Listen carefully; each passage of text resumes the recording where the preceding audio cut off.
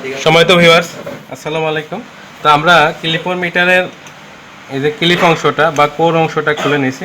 খুলে নিয়ে এটা দ্বারা আমরা কারেন্ট পরিমাপ করা দেখাবো আপনাদেরকে। তো এটা দ্বারা কারেন্ট পরিমাপ করতে গেলে আপনাদের কিছু মাল্টিপ্লায়ার ফ্যাক্টর ব্যবহার করা লাগবে। তো দেখেন যে এখন আমরা এটা কীভাবে করতেছি। তো আমরা এখানে একটা মোটর নিয়েছি। তো এই যে মোটরটি, আমরা এই মোটরটি কারেন্ট পরিমাপ করব একটি ভালো মিটার দিয়ে, সেই সঙ্গে এটা তুলনা করে আপনাদেরকে দেখাবো। তো আমি এই যে ক্লিপটা এখানে লাগালাম। তো এটা অবশ্যই এর সাথে যে স্প্রিংটা ছিল এটা নাই, তো যে কারণে একটু লুজ হচ্ছে।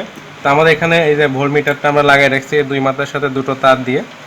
এর যে এটা মূলত 4টি মাথা ছিল, দুটো মাথা এখানে শর্ট হয়ে গেছে, আর এই দুই টার্মিনালের সাথে আমরা তার লাগিয়েছি। তো এখানে লাগানোর পরে আমরা এই যে এখানে এসি ভোল্ট অপশনে রাখছি, কারণ এখানে তো আপনার এই যে মোটরটা যখন চলবে আমাদের এই তারের মধ্য দিয়ে কারেন্ট প্রবাহ হবে। তো যে কারেন্ট প্রবাহ হবে সেই কারেন্টের জন্য চারপাশে ফ্লাক্স তৈরি হবে। তো সেই ফ্লাক্সের কারণে কিন্তু এই করে চৌম্বক হবে, এবং এই চৌম্বকটার কারণে এই কয়েলে ভোল্টেজ হবে। সেই ভোল্টেজটাকেই কিন্তু কারেন্টে কনভার্ট করা হয়, ঠিক আছে।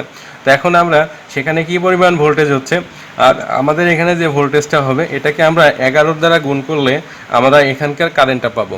আর আমরা এটাকে 11 দ্বারা গুণ করব, 11 দ্বারা গুণ করব, এবং এখানে আমরা অন্য একটা ভালো মিটার দ্বারা পরিমাপ করে দেখব পরে। তো চলুন আমরা আগে আমাদের এটা কারেন্ট কত নেয় সেটা দেখি, তারপরে আমরা এটা গুণ করে যা আসে এবং অন্য মিটার দিয়ে সেটা মিলিয়ে দেখব। ওকে, তো আমরা মোটরটি চালু করে দিচ্ছি। তো এই যে আমাদের মোটরটি চালু হয়ে গেল। এখানে আমার ক্লিপটা লুজ আছে, যে কারণে আমি একটু পুশ করলাম।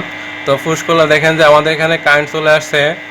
দেখেন যে এখানে পুশ করলে যতটা শক্ত হয় এটা কিন্তু সবসময় এতটা থাকে না। তো এখানে দেখেন যে 0.148, তা 0.148 আমাদের ভোল্ট আসতেছে। তো এই 0.148-এর সাথে আমি 11 গুণ করব। তো আমি একটি ক্যালকুলেটর নিচ্ছি। তো 0.148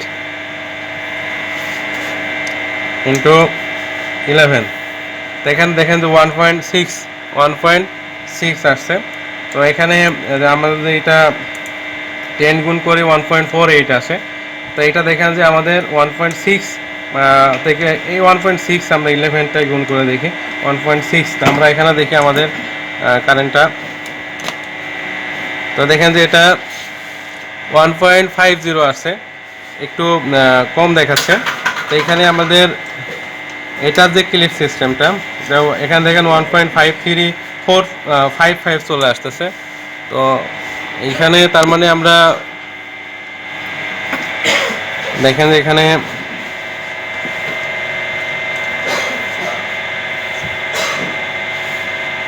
আমরা যে ভেরিটা পাচ্ছি এখানে 10 গুণ থেকে 11 গুণের ভিতরে আমাদের পার্টটা আসতেছে। তো যাই হোক, আমরা এখানে বুঝতে পারলাম যে আমাদের ক্লিপার মিটারের পার্টটা যেমন 1.5 থেকে মানে 1.5 থেকে একটু বেশি বা কম হতে পারে হালকা।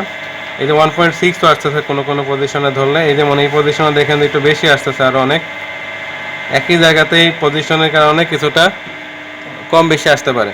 তো ঠিক আছে, তো আমরা এখানে এটাকে আমরা যে ভোল্টেজটা পাইছি এখানে খেয়াল করেন, আমাদের মিটারে এখানে আমরা ভোল্টেজটা পাচ্ছি হলো 0.148। তো এটাকে আমরা 11 বা 10.5 দ্বারা গুণ করলে যেটা পাবো সেটা আমাদের কারেন্ট। তো 11 দ্বারা গুণ করলে আমরা 1.6 পাচ্ছি, এটাই আমাদের সঠিক, একদম সর্বোচ্চ হলো 1.6 কারেন্ট।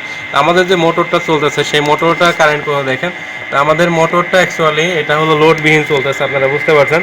তো লোডবিহীন চললে তো সেখানে কারেন্ট একটু কম নেয়। তো এখানে কারেন্ট দেখেন যে 2.06, তো সেই হিসেবে এটা লোড চললে কারেন্টটা বেড়ে যাবে। তাহলে আমরা বুঝতে পারলাম যে এটাকে দিয়ে আমরা কারেন্ট পরিমাপ করতে পারবো। তবে সেখানে একটা মাল্টিপ্লায়ার ফ্যাক্টর হিসেবে আমরা 11কে ধরে নিতে হবে। তো আশা করি সবাইকে বুঝতে পারছেন। সবাই এই ভিডিও দেখার ধন্যবাদ। আমাদের ভিডিও যদি ভালো লাগে এই ধরনের ভিডিও পাওয়ার জন্য চ্যানেলটি সাবস্ক্রাইব করুন, ভিডিওতে লাইক দিন, কমেন্টস করুন এবং শেয়ার করুন।